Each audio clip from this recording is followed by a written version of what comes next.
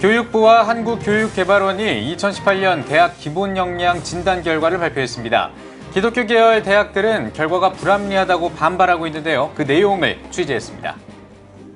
수감된 부모를 둔 자녀들이 우울증, 자살 시도와 같은 문제로 어려움을 겪고 있습니다. 이런 가운데 한국과 일본의 수용자 자녀들의 양육 지원 사례를 발표하는 자리가 마련됐습니다. 다음 주부터 장로교단 등 주요 교단들의 정기총회가 본격적으로 시작됩니다. 오늘은 대한예수교장로회 대신총회와 한국기독교장로회, 한국기독교침례회의 총회 주요 이슈들을 살펴보겠습니다. 2018 한국기독교교회협의회 정책협의회가 열렸습니다. 교회협은 십자가 아래에서 부활을 살아가는 교회의 삶을 주제로 발제와 토론, 분과 토의를 진행했습니다.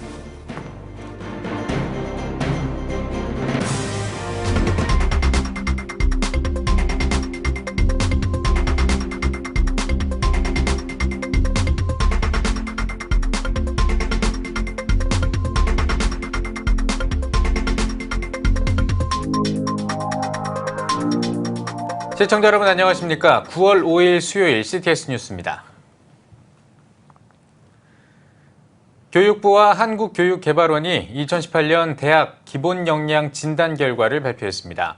기독교 계열 대학 중에서는 부산장신대가 유일하게 재정지원 제한대학으로 선정됐는데요.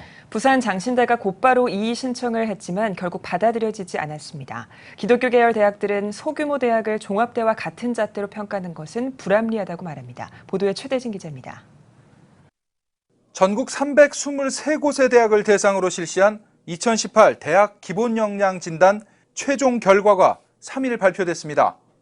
교육부와 한국교육개발원이 지난달 23일 발표한 진단 가결과와 동일한 결과입니다. 성결대, 백석대, 한신대 등 17개 기독교 계열 대학은 자율개선대학으로 분류됐으며 2021년까지 정원 감축 없이 정부의 지원을 받을 수 있게 됐습니다. 지난 가결과에서 기독교 계열 대학으로는 유일하게 부산장신대가 재정지원 제한대학에 분류됐고 곧바로 이의 신청을 했지만 결국 받아들여지지 않았습니다. 부산장신대는 오는 2021년까지 정원의 35%를 감축해야 하고 당장 내년부터 국가장학금과 학자금 대출이 제한됩니다. 부산장신대 측은 억울하다는 입장입니다. 저희들이 봐도 곧 문을 닫아야 되는 그런 학교하고 같은 등급을 매겼다는 거는 이거는 뭔가 평가가 잘못되지 않았나. 저희들 억울합니다. 예. 억울하고 어디 고소할 데도 없고 뭐 그런 상태입니다. 부산장신대는 당장 내년 신입생부터 전액 장학금을 지급할 것을 검토하고 있습니다. 학내 장학기금을 활용해 충분히 극복할 수 있다는 입장입니다. 뭐 다른 학교 같으면 굉장한 그 쇼크가 있겠죠. 또 앞으로 굉장히 어려움도 예상되고 그런데 저희들은 실질적으로 재정적으로 이거 타개나갈 수 있습니다. 학생들 뭐 우리가 장학금 약속하고 그러면은 이 위기를 좀 돌파해 나갈 수 있지 않을까 그렇게 생각합니다. 또한 기독교 계열 대학 가운데 서울기독대, 서울한영대, 모건대가 역량강화대학으로 진단받았으며 정원 10% 감축과 정부의 재정 지원이 일부 제한되는 만큼 어느 정도 타격이 있을 것으로 보입니다. 이 밖에 장신대, 총신대, 감신대 등 13곳의 주요 신학대학들은 대부분 진단 제외대학에 포함됐습니다. 이 대학들은 정부의 재정사업 참여가 제한되며 학생 정원 10% 감축 권고를 이행해야 합니다. 감축 권고를 이행하지 않을 경우 국가장학금과 학자금 대출을 제한받을 수 있습니다. 이번 대학 기본역량 진단에 대해 학교 관계자들은 기본역량 진단 자체가 소규모 대학을 종합대와 같은 잣대로 평가하는 것은 문제가 있다는 입장입니다. 소규모 대학을 배려하는 항목들을 조금 늘리긴 했어요. 근데 여전히 이제 그리고 정성평가도 조금 가미시켜갖고 융통성을 둘 수 있게 여지는 만들어놨는데 여전히 이제 불합리하죠. 양질의 대학에 재정 지원을 집중해 대학 경쟁력을 강화시키기 위한 목적으로 실시하고 있는 대학 기본역량 진단. 기독교 계열 대학들의 경쟁력 강화를 위한 다각적인 노력이 필요해 보입니다. CTS 뉴스 최대진입니다. 부모님이 수감돼 있는 자녀들은 많은 심리적인 문제를 겪습니다. 심각한 경우에는 우울증에 걸리거나 자살 시도를 하기도 한다고 하는데요. 한국과 일본의 수감자 자녀 양육 지원 사례를 발표하는 세미나가 열렸습니다. 구체적인 지원 방법과 사례가 공유됐습니다. 유현석 기자입니다. 2017년 국가인권위원회 통계에 따르면 가족의 한 사람이 수감됨으로 인해 이혼 등 한부모 가족이 되는 경우가 일반 가족보다 5배 더 높은 것으로 나타났습니다. 교정 전문가들은 수용자 자녀, 특히 미성년자들은 생존과 성장에 필요한 최소한의 기본적 권리, 안정된 가정에서 부모로부터 보호받을 권리를 박탈당했다고 볼 수 있다고 우려했습니다. 이러한 수용자 자녀들의 안타까운 현실 속 수용자 자녀들에게 도움을 줄 수 있는 법적, 제도적 장치, 상담이나 심리적 지원을 공유하는 자리가 마련됐습니다. 올해는 한국과 일본의 수감자 자녀 양육 지원에 대한 사례 경험 세미나가 일본 국제교류기금과 서울시 사회복지공동모금의 지원으로 열렸습니다. 이렇게 이제 한국과 일본의 그런 가해자 가족, 수용자 가족들의 양육 경험을 나누는 그런 사례를 나누는 자리로 마련되었고요. 2015년 수감자 자녀 실태와 현황, 2016년 아동인권 관점에서의 수감자 자녀 지원 필요성, 그리고 작년 일본 사법복지학회에서 한국의 수감자 자녀 지원 사례에 대해 발표했습니다. 올해 세미나는 각국 현장에서 수감자 아동과 가족을 위한 가족 방문, 상담, 자조 모임을 진행하고 있는 사회복지사, 저널리스트, 교도관들이 한자리에 모여 수감자 자녀를 지원한 사례 경험을 논의했습니다. 세움연구소 부소장 최경옥 박사, 전 법무부 소망교도소 심리치료팀 조평구 목사가 수감자 자녀를 양육하고 있는 가정의 양육자 안내서 활용과 수감자 가정 복귀 사례 등을 발표했습니다. 이후 참석자들은 수감자 자녀를 돌보고 있는 양육자들이 아동 중심의 양육을 할 수 있도록 지원했던 다양한 경험과 과정, 노하우 등을 나눴습니다. 특히 일본의 가해자 가족 자녀의 인권 옹호 사례가 발표돼 눈길을 끌었습니다. NPO 법인인 월드 오픈 아트는 상담을 통해 밝혀진 가해자 가족 아동들의 현황 파악을 시작으로 범죄에 휘말린 아동들을 위해 경제적 지원은 물론 학교에서의 심리적 지원이 병행돼야 한다는 사례를 나눠 참석자들의 공감을 얻었습니다. 私は日本で、だいたい1300件ぐらいの、加害者の家族を支援してきた経験があります。でその中で特に、親が受刑をしている子どもとの関わりに焦点を絞って今日は報告をしたいと思っています。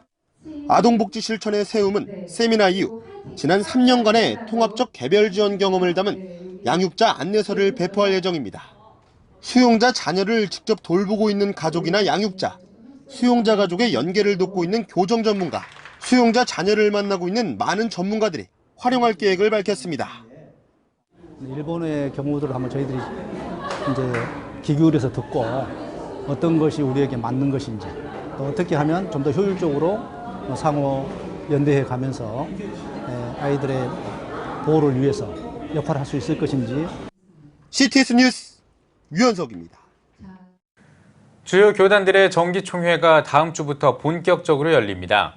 CTS 뉴스는 이번 한 주 동안 각 총회의 주요 이슈들을 미리 살펴보고 있는데요. 네, 오늘은 대한예수교장로회 대신총회와 한국기독교장로회, 한국기독교침례회 총회 주요 이슈들을 짚어봅니다. 장현수 기자입니다.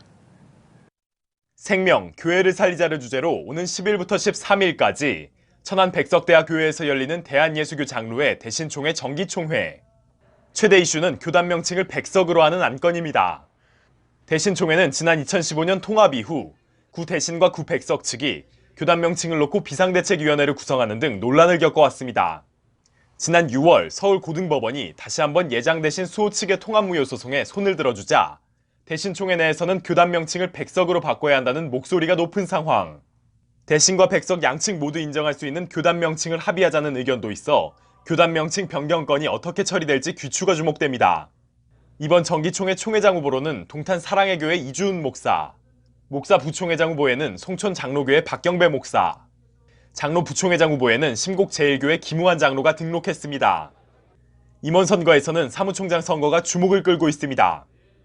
현 사무총장인 이경욱 목사를 비롯해 제주평안교회 김종명 목사, 안양충신교회 박종호 목사, 원흥효진교회 이영주 목사가 나서 사파전을 벌일 예정입니다. 그리스도의 사랑으로 민족과 함께를 주제로 오는 17일부터 20일까지 정기총회를 개최하는 한국기독교장로회. 전남, 전남서, 목포, 광주, 광주남, 제주노회가 공동 주최하는 이번 정기총회는 제주 선교 110주년과 4.3 항쟁 70주년을 기념해 제주도에서 열리며 특별히 교육과 문화, 지역 선교에 초점을 맞춰 진행한다는 계획입니다. 기장총회는 후보자가 없어 재공고를 실시한 끝에 성북교회 육순종 목사가 목사 부총회장 후보로 등록했으며 장로 부총회장 후보로는 신송교회 유영준 장로가 등록했습니다. 기독교 한국 침례회는 오는 17일부터 20일까지 경주 화백 컨벤션 센터에서 정기총회를 개최합니다. 기침총회는 이번 총회에서 규약 개정안, 그 중에도 공직에 출마하고자 하거나 대의원을 1명 이상 파송하는 교회에 교회 규모에 비례한 총회비를 납부하도록 하는 안이 통과될지가 핵심 안건으로 떠올랐습니다. 총회비 납부를 강제하거나 총회비 미납부자의 권한 제한 규정이 없었던 만큼 이번 개약 규정안을 통해 원활한 총회비 납부가 이뤄질지 주목됩니다. 총회장 후보로는 새소망교회 박종철 목사와 수원중앙침례교회 고명진 목사가 나서 침례신학대학교 정상화와 은퇴목회자 연금 등 교단 내 문제들에 대한 해결 의지를 보였습니다. 제2부총회장에는 상록수교회 이종석 목사가 단독 입후보했으며 제1부총회장에는 후보자가 나오지 않았습니다. CTS 뉴스 장현수입니다. CTS 뉴스 연중기획 시간입니다. CTS 뉴스는 다음 세대를 위한 한국교회 사역을 주제로 연중기획을 이어오고 있는데요. 오늘은 전남 순천으로 가보겠습니다. 자녀와 부모가 자연스럽게 어울리고 신앙을 나누며 다음 세대를 세워가는 교회가 있습니다. 가정교회로 교회를 부흥시켜온 순천 강남중앙교회를 서세롬 기자가 찾아가 봤습니다. 전라남도 순천시. 지금부터 올리브레싱 시작할게요. 야곱의 축복 찬양 같이 부르겠습니다. 네, 귀한 축복이 부모와 자녀들이 함께 앉아 찬양을 부르고 아이들의 나눔이 이어집니다. 이곳은 순천 강남중앙교회 올리브 목장입니다. 이러한 목장 모임은 부모와 자녀가 신앙 안에서 서로의 마음이 더 성숙해져가는 시간이 됩니다. 또한 친구를 따라온 아이들도 함께 참여해 부모를 전도할 수 있는 기회가 됩니다. 우리 딸 친구처럼 그럼 그 아이가 목장에 오면서 집에 가서 얘기를 하고 부모님들도 궁금해하시고 그 부모님들이랑 같이 이제 뭐 교제를 하게 돼서 목장으로 인도되는 경우도 있고 아이들이 많은 역할을 하는 거는 사실입니다. 교육의 효율성을 위해서 함께 그 교제하는 그런 시간들을 이렇게 정기적으로 갖고 있습니다. 또 부서가 이렇게 연합하고 그다음에 또 가장 좋은 것은 목장 안에서 세대 통합이 이루어지고 있기 때문에 자연스럽게 교육부서도 부흥이 동반되어져서 이루어지는 것을 볼 수 있습니다. 이러한 목장 모임을 통해 영육의 성장을 이뤄온 순천 강남중앙교회 청년들의 예배는 어떠할까? 예배가 감동과 감격이 넘치며 끝나면 카페에 모여 새벽날개라는 자율적인 목장 모임을 갖습니다. 이러한 모임과 풍성한 나눔은 매 주일 청년들을 교회로 이끌며 그들의 생활과 예배를 바꿔놓는 계기가 됐습니다. 매주 내려와서 예배를 드리고 다시 또 타지로 가고 했었습니다.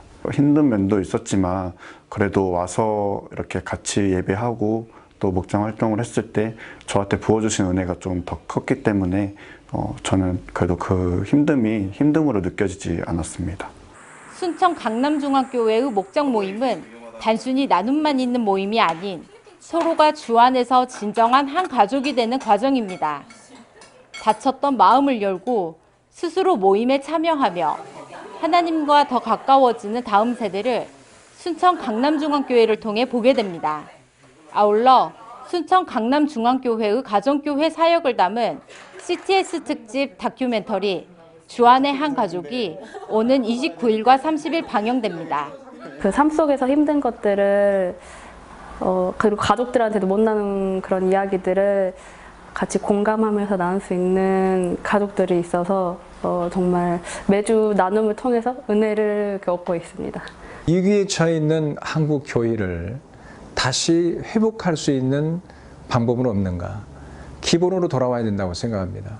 주님이 이 땅에 세워가기를 원하셨던 성경적인 교회가 무슨 교회인가? 어떤 교회인가? 라고 하는 것을 우리가 좀 생각해야 된다고, 심각하게 고민을 해야 해답을 찾을 수 있고, 또 성경으로 교회가 돌아올 때 교회는 다시 회복할 수 있다라고 저는 확신합니다.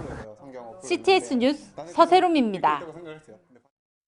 십자가 아래에서 부활을 살아가는 교회를 주제로 한국기독교교회협의회의 정책협의회가 열렸습니다. 교회협 이홍정 총무는 한반도의 운명이 전환기를 맞고 있는 시기에 교회협이 나아갈 에큐메니컬 운동의 길을 묻기 위한 자리를 마련했다면서 십자가 아래 부활을 살아가는 교회의 삶을 어떻게 구현할 것인가에 대한 포괄적 대답을 모색하는 자리가 되길 바란다고 전했습니다.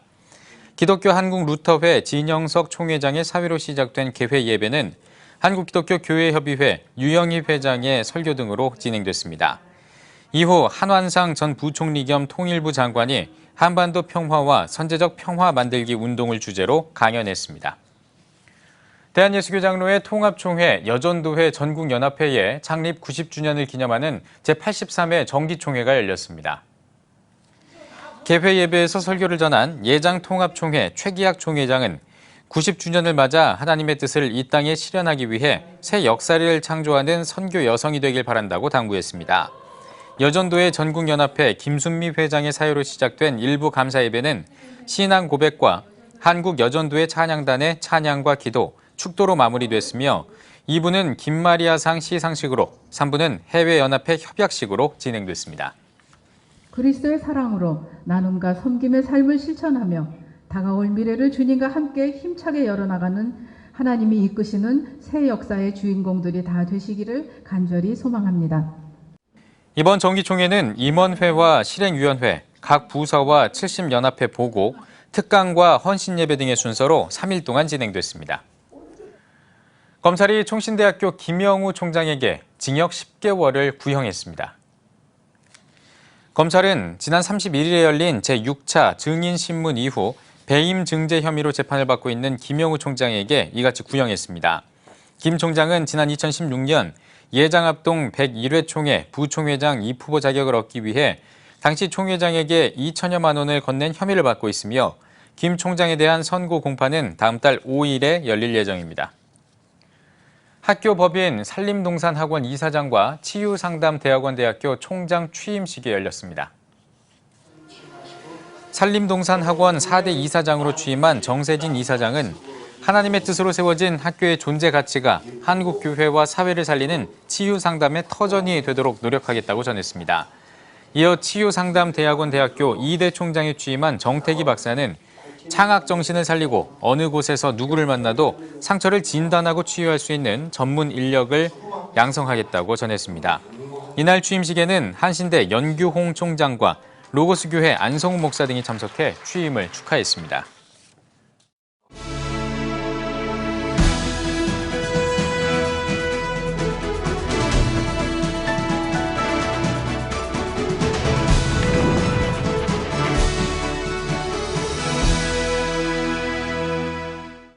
금년 여름은 유난히 더웠습니다. 시청자 여러분, 올 여름 건강히 잘 지내셨습니까? 아침 저녁으로 불어오는 선선한 바람이 이제 가을이 왔음을 실감하게 합니다. 가을의 시작인 9월에는 한국교회 주요 교단들의 총회가 있습니다. 다음 주에는 장로교단을 비롯해 많은 교단들이 정기 총회를 열어 각종 현안을 다루고 어떻게 하면 교회와 사회를 섬길 것인지 다양한 의견을 나누게 됩니다. 총회는 교단의 주요 사업과 정책을 다루는 최고 의결 기구입니다. 그만큼 중요한 권위와 법적 책임이 따릅니다. 그래서 각 노예의 대표로 파송된 총대들은 더욱 성숙한 인격과 신앙, 그리고 기도로 총회를 준비해야 합니다. 어떠한 현안을 다룰 때 사람의 생각이 아니라 하나님의 뜻과 지혜를 구하는 것이 우선되어야 하기 때문입니다. 시청자 여러분, 지금 한국교회 앞에 놓인 과제는 무수히 많습니다. 성경에서 분명히 금지한 것에 대해서 관용이라는 이름으로 모든 것을 허용해야 한다는 세속적인 논리를 주장하는 사람들이 많아지고 있어서 문제입니다. 또한 일부 언론에서는 이단 집단이 저지른 잘못을 교회라는 이름으로 보도하면서 정통성이 있는 한국 교회의 이미지를 손상시키고 있습니다. 이런 문제들에 대하여 적극적으로 대처해야 할 연합기관은 수년째 분열한 상태로 통합하지 못하고 있습니다. 이런 사회적 상황을 고려하셔서 연합기관들은 올해 반드시 하나 되는 역사를 이루시기를 부탁을 드립니다. 한기원과 한교총의 12월 통합총회를 통해서 한 명의 대표회장이 세워지고 연합기관뿐만 아니라 한국교회가 모두 하나가 되어 우리 대한민국을 향하신 하나님의 뜻이 온전히 이루시기를 기대합니다.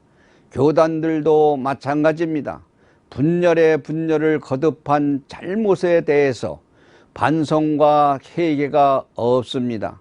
교단의 미래는 생각하지 않고 누가 총회의 주도권을 잡을 것인가에 대한 관심만 있습니다.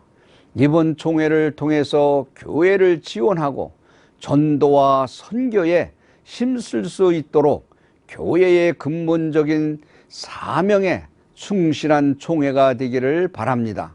다시 한번 한국교회를 일으킬 수 있도록 하나님의 뜻을 구하는 총회가 되기를 바랍니다. 오늘날 세속적이고 혼란한 시대를 살아가는 우리들은 말씀에 뿌리 내린 올바른 믿음을 가져야 합니다. 믿음은 하나님의 뜻을 이루기 위해 십자가에 죽으시고 부활하신 예수 그리스도를 구조로 고백하는 것입니다. 예수 그리스도를 구조로 고백한다는 것은 자기를 버리고 자기 십자가를 지고 하나님의 뜻을 이루는 것을 의미합니다. 내 생각, 내 기준이 아니라 성경 말씀에 따라 사는 것을 뜻합니다. 인간은 죄성이 있기 때문에 이 믿음을 지켜내기가 어려울 때가 많습니다. 사랑하는 시청자 여러분, 교회에서나 총회에서나 혹은 세상에서 무슨 일을 할 때 반드시 내 뜻이 아니라 하나님의 뜻을 구하시기를 바랍니다. 지금은 싸우고 다툴 때가 아닙니다. 믿음으로 하나가 되어야 할 때입니다. 이번 총회에서는 교회를 살리고 영혼을 구원하는 일을 최우선 과제로 삼아 모든 기득권을 내려놓고 서로 화합하고 용서하고 양보하는 아름다운 소식이 세상에 널리 퍼져나가기를 간절히 바랍니다. 지금까지 CTS 걸럼이었습니다.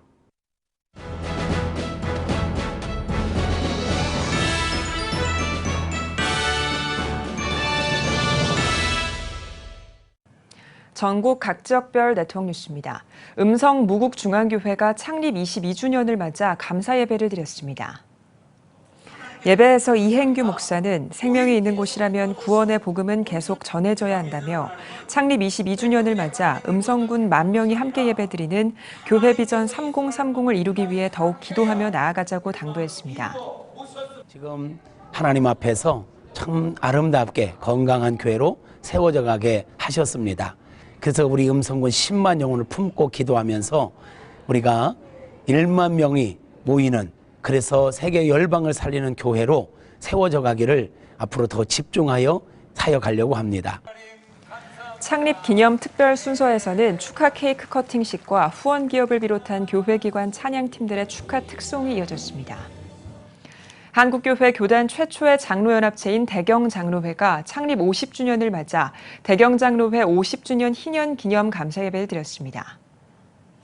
예배에서 예장 합동총회장 전계헌 목사는 다윗은 하나님과 동행하며 신전의식을 잃지 않았던 사람이라며 50주년을 맞은 대경 장로회가 이 같은 마음으로 새로운 출발을 향해 가길 바란다고 전했습니다. 한편 대경 장로회는 회원 간의 친목과 복음사업 연구 협력을 위해 신학생에게 장학금을 전달하고 노령 교역자를 위로하며 해외 개척교회를 설립하는 등 다양한 사업을 펼쳐오고 있습니다. 새로남교회가 새로남 중등센터 입당 감사 예배를 드렸습니다. 예배에서 말씀을 전한 독수리 중고등학교 이사장 정광식 목사는 새로남 기독학교에서 진정한 교사는 하나님이며 교재는 영원한 진리인 하나님 말씀이어야 한다고 당부했습니다.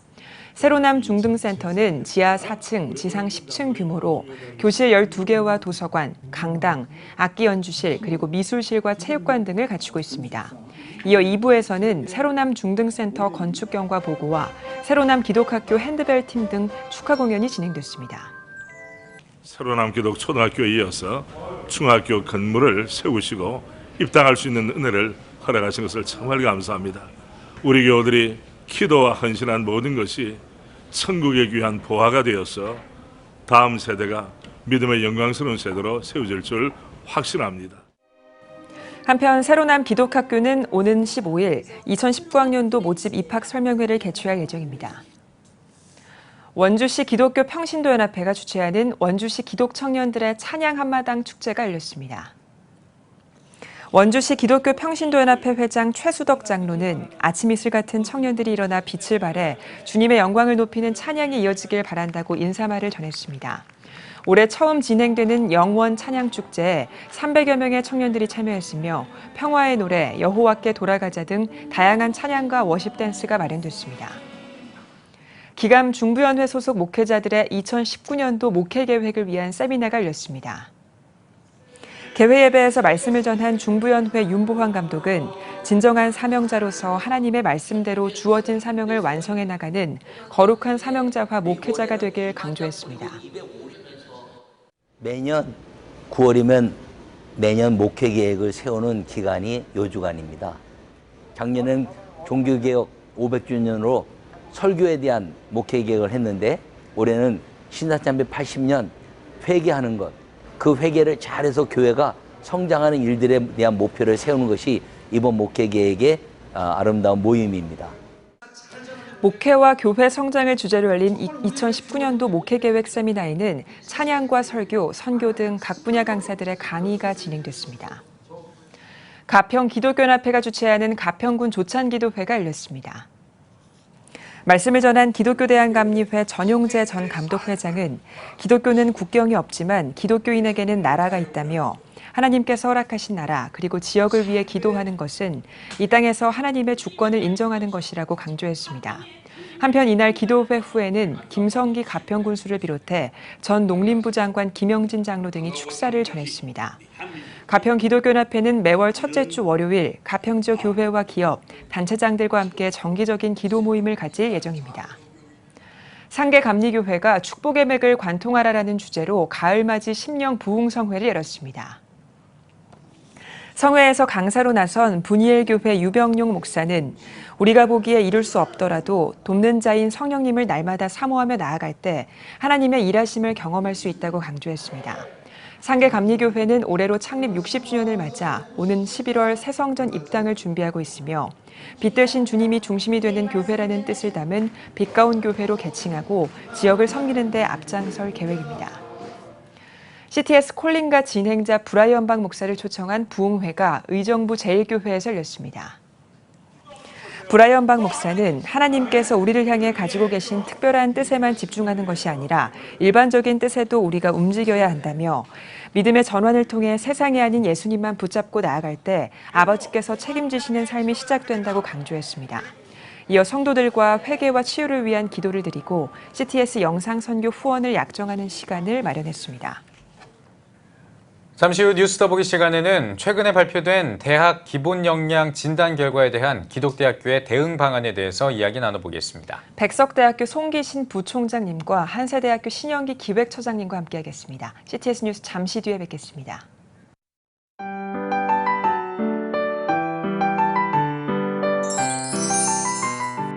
오늘날 다음 세대 선교 현장은 해외 어느 선교지보다도 복음화율이 낮은 복음의 불모지입니다.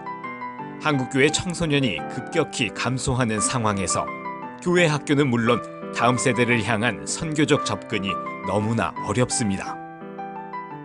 아름다운 신앙 계승은 교회의 사명이기에 한국교회와 성도들이 당장 눈에 보이는 결과를 기대하기보다 지속적인 기도와 관심이 이어지길 소원합니다. 한국교회의 미래는 다음 세대 신앙 계승에 달려 있습니다.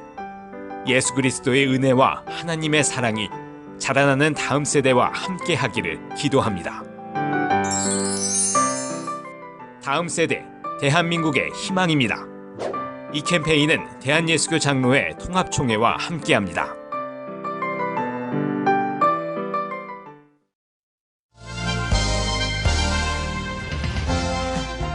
여러분은 지금 CTS 뉴스를 시청하고 계십니다. 목회자를 양성하는 기독대학교는 한국교회의 모판이라고 할 수 있습니다. 그만큼 기독대학교의 경쟁력을 강화하는 것은 한국교회를 위한 중요한 과제인데요. 최근 교육부의 대학 기본 역량 진단 결과가 발표되고 나서 관련 학교들이 자구책을 마련해야 한다는 목소리가 높습니다. 오늘 뉴스 더보기 시간에는 백석대학교 송기신 부총장님 그리고 한세대학교 신영기 기획처장님과 함께하겠습니다. 두 분 어서 오십시오. 네, 안녕하십니까? 예, 반갑습니다.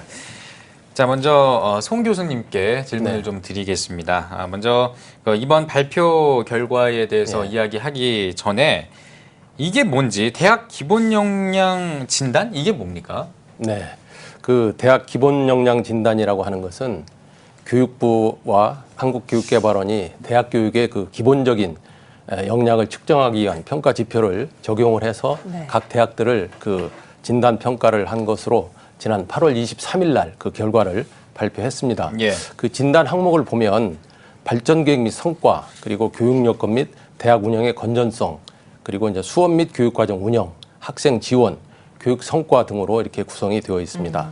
그 대학 기본 역량 진단의 추진 목적을 보면 첫째로는 그 진단 결과를 바탕으로 일정 수준 이상에 있는 대학들, 소위 자율 개선 대학이라고 하는데 그런 대학들에 대해서는 그 일반 재정 지원을 통해서 그 대학의 자율적 발전을 지원함으로써 대학 교육의 질적 수준을 제고하는 것으로 되어 있고요. 두 번째 목적을 보면 학령 인구가 지금 감소하고 있는데 그것에 선제적으로 대응하기 위해서 일정 수준에 미달하는 대학들, 소위 그 역량 강화 대학 또 재정 지원 제한 대학들에 대해서는 대학 정원을 감축하고 또 그 결과를 공개해서 수험생들의 그 대학 선택에 도움을 주기 위해서 실시되었습니다. 네, 이번에는 한세대 신영기 교수님께 질문을 드리겠습니다. 이번 결과가 발표되고 나서 생각보다 많은 신학대학들이 영향을 받게 됐는데 크게 앞서서 이제 송 교수님께서도 짚어주신 것처럼 자율개선대학, 역량강화대학 그리고 재정지원 제한대학으로 나뉘더라고요. 어떤 차이가 있습니까? 예, 우선 그 자율개선대학은 별도 조치 없이 예를 들어 불이익은 없고요. 오히려 이제 일반 재정 지원을 교육부로부터 받게 되고 이 특수 목적 사업도 이렇게 지원할 수 있는 그런 기회가 주어졌고요. 국가장학금이나 학자금 대출 뭐 이런 것도 이제 지원을 받고 그러고요. 역량 강화대학은 정원 감축을 권고받게 됩니다. 그 정부 재정 지원은 일부 제한을 받게 되고요. 이 국가 장학금과 학자금 대출 이런 거는 이제 지원을 받게 되고요. 마지막으로 재정 지원 제한 대학이 이제 좀 어려움을 이렇게 맞게 됐는데 정원 감축을 해야 되고 학자금 대출도 제한을 받게 됩니다. 1유형에서는 정원 감축을 15%를 이렇게 받아야 되고요. 2유형에 해당되는 대학은 35%의 감축. 물론 재정 지원과 특수 목적 사업 이런 데서도 이제 제한을 받고 국가장학금, 학자금 대출에도 제한을 받습니다. 자, 지금 말씀해주신 이 세 분류 외에 다수의 기독교 대학이 이른바 진단 제외 대학이 이제 포함이 됐습니다. 이 진단 제외 대학은 어떤 그룹이고 또 이 많은 기독교 대학이 범주에 포함되게 된 배경이 좀 궁금하거든요. 예, 이 진단 제외 대학은 종교나 체육 이런 다시 말씀드려서 특수 이런 목적을 갖고 이제 설립된 그런 것 대학들이 이제 제외를 받았는데 대부분이 이제 신학 대학이 뭐 예술이라든가 근데 이 그 진단 제외대학에서는 이제 조건이 감축을 권고를 받아요. 10%를 이제 이렇게 줄여야 되는 그런 상황이고요. 일반 재정 지원하고 특수 목적 지원 사업에는 물론 참여가 제한이 됩니다. 그래서 그 진단 제외대학에 대한 교육부의 지원이라든가 육성 방향은 이게 원래 방금 말씀드린 대로 대학 설립 이념이라든가 이 특성에 맞게 이제 발전하도록 이렇게 유도를 하는 그런 쪽으로 맞춰져 있습니다. 다시 송 교수님께 돌아와서요. 그러면 이번 결과가 발표되고 나서 해당 대학들은 좀 어떻게 대응하겠다는 생각인가요? 네, 우선 자율개선대학은 이제 3년 동안 정부로부터 재정 지원을 받기 때문에 그 재원 배분 문제를 가지고 내부에서 이제 치열하게 논쟁을 하고 또 그 재원을 사용하기 위한 계획을 수립해서 대학의 경쟁력을 강화시키기 위해서 아마 추진할 것입니다. 역량 강화 대학은 이제 정원을 감축해야 되기 때문에 이 정원 감축 문제는 굉장히 민감한 문제입니다. 그래서 어떤 학과의 정원을 얼마만큼 감축할 것인가 이런 것들이 이제 정해져야 되는데 그것에 대해서는 구성원들의 그 합의를 이끌어내기가 굉장히 어렵습니다. 그래서 아마 합리적이고 좀 그 객관적인 기준을 만들어서 그 정원 감축을 시행하지 않을까 이렇게 생각을 하고 있습니다. 그리고 이제 재정 지원 제한 대학의 경우에는 아까 말씀드린 바와 같이 그 정원을 대폭 감축해야 되고 또 국가 장학금 및 학자금 대출 그 제한이 되기 때문에 신입생 유치가 굉장히 어려워질 것으로 이렇게 보여지고 있습니다. 그래서 생존을 위한 자생력 확보에 그 총력을 기울일 것으로 이렇게 생각을 하고 있습니다. 뭐 전국의 기독대학교 경쟁력을 강화해야 된다 뭐 이런 얘기들은 예전부터 계속 나오고 있었는데 그렇습니다. 자, 근데 이제 신학대학교가 계속해서 이제 위기에 처해 있는 상황이란 말이죠. 왜 이런 위기를 맞게 됐는지 그 이유에 대해서 좀 말씀해 주신다면 우리 송 교수님부터. 우선 첫째로는 이번 그 기본 역량 진단에 그 대비가 소홀하지 않았나 이렇게 생각이 되고요. 그 기본 역량 진단을 하는 걸 보면 그 평가 기준을 보면 그 대학들이 그 얼마만큼 교육을 위해서 개선을 하고 있는가 이런 걸 가지고 이제 평가를 하는데 우리 그 신학대학이라든지 기독대학들이 그런 측면에서 그러니까 대학 교육을 개선하기 위한 노력이 좀 부족하지 않았나 이렇게 생각이 되고요. 그다음에 이제 진단 결과를 미리 좀 나쁘게 나올 걸로 이렇게 예단을 해서 진단 제외 대학으로 이렇게 신청을 했기 때문이 아닌가 이렇게 생각이 듭니다. 신 교수님의 생각도 듣고 싶습니다. 예, 우리 방금 말씀해 주신 이제 원인 진단이 있으셨는데요. 저는 대안 차원에서 간략하게 말씀드리고 싶은데요. 기독교 정신의 바탕을 두고 이제 이 기독교 대학들이 설립이 되고 했는데 이 이념과 목적에 따라서 이렇게 연구에 이제 집중도 해야 되고 교수나 직원이나 학생이 이렇게 상호간에 적극적으로 소통해야 될 필요가 좀 강조돼야 되지 않나 이런 생각이고요. 대학의 관리 행정이나 기독교 섬김 가운데 이런 것들이 이제 실행이 되면서 상대방을 좀 귀하게 더 여기고 학생들의 감동을 또 이렇게 많이 주는 이런 게 필요하겠고요. 재학생, 졸업생 또 이렇게 학부모 또 지역사회와 항상 이렇게 서로 소통하고 교류하는 이런 행사도 좀 많이 필요할 것 같고요. 빛과 소금의 역할 이런 것들이 이제 기독교 대학에서 적극적으로 더 나와줘야 될 것 같고요. 또 저소득층이나 다문화 가정, 뭐 북한 이탈 주민이나 외국인 이주 노동자 이런 것도 포용하는 그런 지혜들을 더 발휘를 해야 될 걸로 이렇게 생각이 되고 신앙과 학문 이런 거 융복합을 위해서 항상 서로 더 많이 소통해야 되는 이런 게 우리 과제로 대안 차원에서 말씀드릴 수 있습니다. 한국교회 위기를 이야기하는 상황에서 기독교 대학들이 적극적으로 활로를 좀 찾아 나가야 할 것 같은데 기독교 대학이 왜 중요할까요?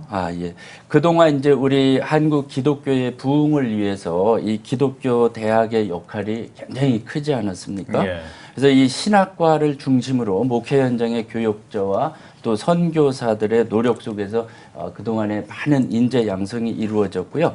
이 기독교 대학은 우리 사회의 건전한 기독교 그 문화 이런 거를 창출하고 이제 선도를 해오고 그랬었죠. 그래서 이 하나님의 역사하심과 함께 이제 우리나라의 기독교는 또 빠른 그 경제 성장에 있어서도 아주 그 주도적인 역할을 감당하고 그랬었는데 이전에 우리 기독교 대학의 사명이 부흥이었다면은 이제는 시대적 사명에 충실하면서 이렇게 내적인 충실화를 기하는 이런 사명에도 우리가 앞으로 더 많은 관심을 가져야 되겠다 이렇게 봅니다. 네, 알겠습니다. 자, 이 기독교 대학의 경쟁력이 강화돼야 된다. 뭐 이런 이야기들 많이 나오고 있는데 그 기독교 대학의 경쟁력을 강화할 수 있는 방안, 어떤 방안이 있습니까? 네, 그 요즘에 우수한 그 교육 성과를 창출하는 대학들을 보면 되게 그 대학 혁신을 아주 강도 높게 추진하는 대학들이 많이 있습니다. 이 대학 혁신의 초점을 보면 사회 및 산업체에서 요구하는 그런 역량을 학생들에게 어떻게 향상시켜 줄 것인가 하는 그런 것들에 초점이 모아져 있습니다.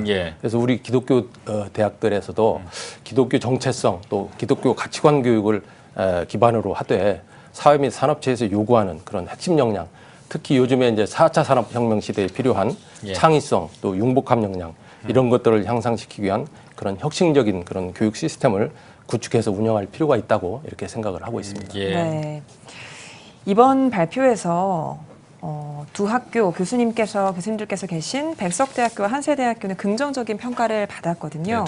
두 대학 모두 자율 개선 대학으로 평가를 받았죠.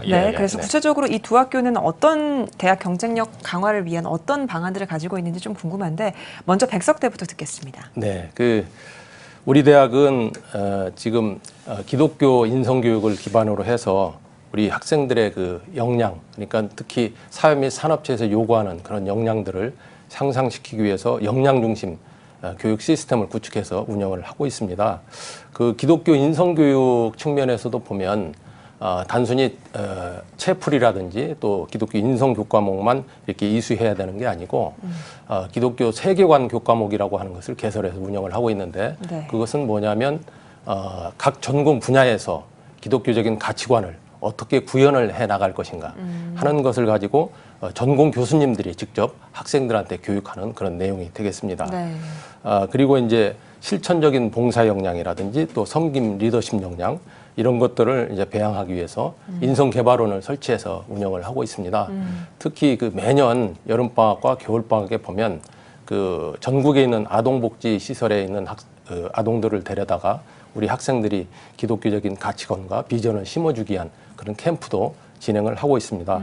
이러한 그 기독교 인성교육과 동시에 우리 대학은 이제 사회 및 산업체 맞춤형 교육을 이제 실시하고 있는데 특히 해외 그 산업체 맞춤형 교육은 그 성과가 굉장히 높게 나타나고 있습니다. 그래서 일본이라든지 미국, 또 괌 사이판 이런 등지에 있는 그 IT 기업, 또 디자인 기업, 또 특급 호텔 등을 대상으로 취업 약정 협약을 체결을 하고 그 맞춤형 교육을 실시해서 한 60명 넘는 학생들이 매년 해외 취업에 이렇게 성공을 하고 있습니다. 그리고 이제 국내 산업체 맞춤형 교육으로는 작년에 우리가 교육부에서 지원하고 있는 링크 플러스 사회 맞춤형 학과 사업에 선정이 됐습니다. 그래서 국내 그 47개 기업하고 취업 약정 협약을 체결을 하고 매년 63명의 학생들이 그 해당 기업에 이렇게 취업하는 교육 프로그램을 운영하고 있습니다. 이어서 한세대도 말씀 이어주시죠.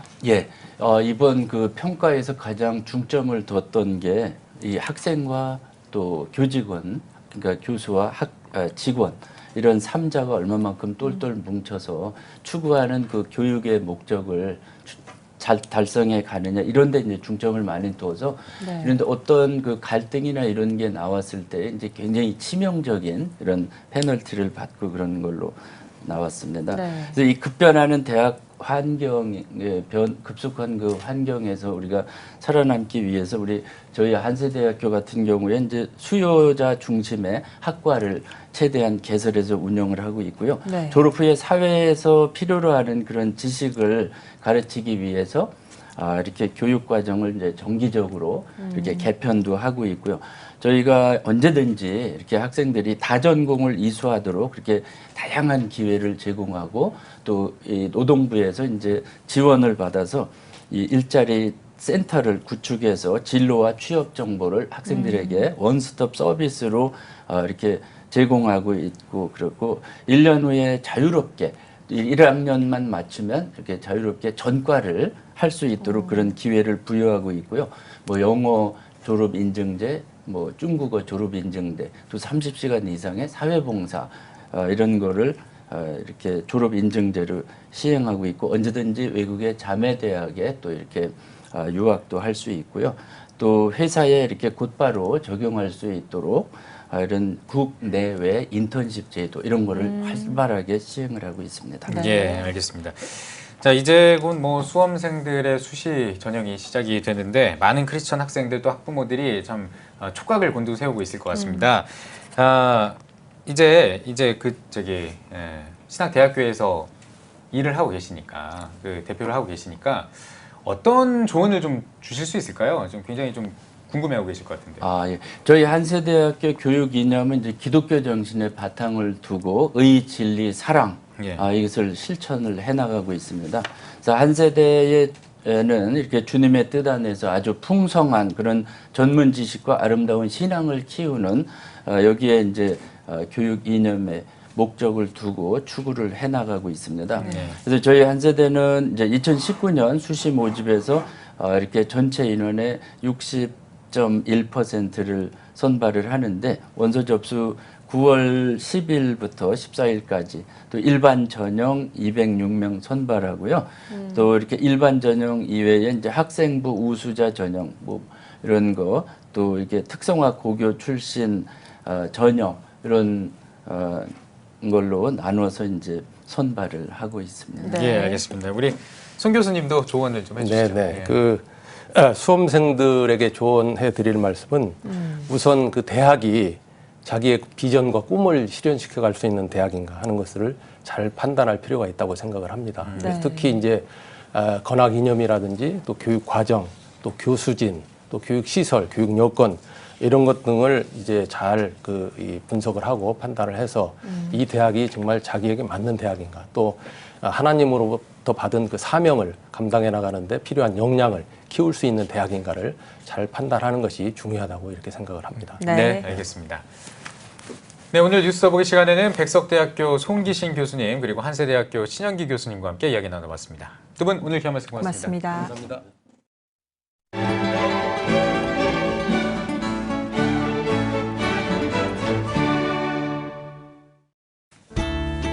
오늘은 전국이 대체로 맑겠습니다. 낮 최고 기온은 27도에서 29도가 되겠습니다. 주간 날씨 예보입니다. 기압골과 동풍의 영향으로 7일은 전국에, 8일은 강원 영동에 비가 오겠습니다.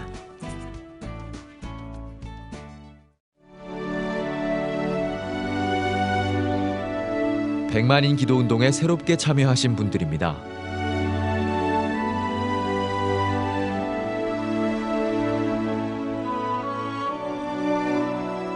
백만인 기도운동을 통해 보내주신 후원금은 국내는 물론 전 세계를 향한 CTS의 영상 선교 사역을 위해 소중하게 쓰이고 있습니다.